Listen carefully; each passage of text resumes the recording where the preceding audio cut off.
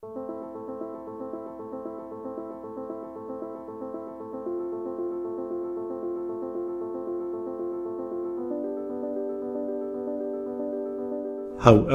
early I would show up, Ron would already be there.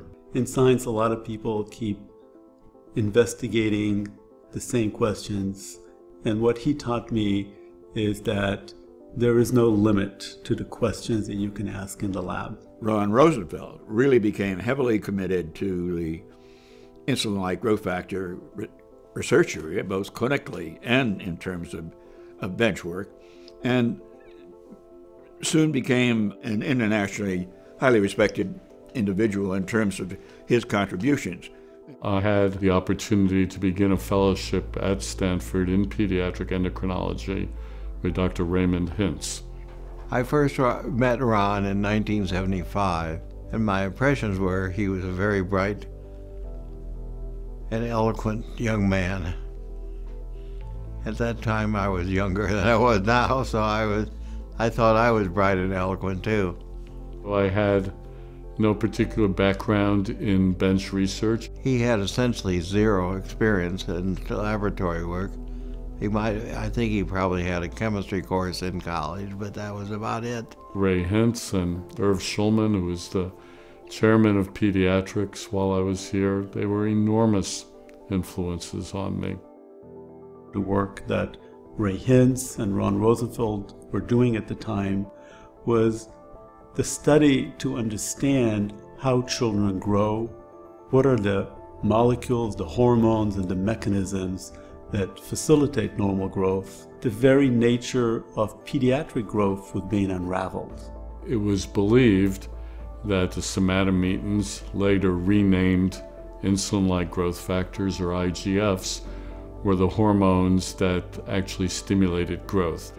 But the whole concept of being growth hormone resistant and how one would diagnose and manage those patients really was largely unexplored. We knew there were some children who couldn't respond to growth hormone, but we didn't know why, and we didn't know how to deal with them. And the first group of patients that Ron became interested in were known as Laron dwarfs, and in a collaboration with a group in Ecuador, Ron's lab discovered a new mutation in the growth hormone receptor and collected over 100 patients in Ecuador with this problem. All of these patients are unresponsive to growth hormone by nature, but they are capable of responding to IGF, thereby bypassing the defect they have.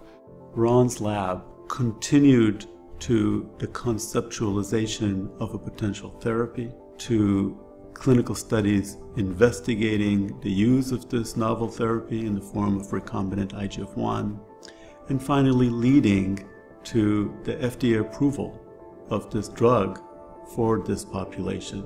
It's a series of contributions that together make it a commanding performance in the field. So going on from the Ecuadorian population, we've discovered at least 6 other genes that are involved in this pathway.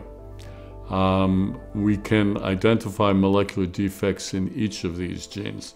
A very important advance was Ron and his group's description of a form of growth hormone resistance that is due to a defect in the signaling pathway between growth hormone and the action of growth hormone through IGF-1.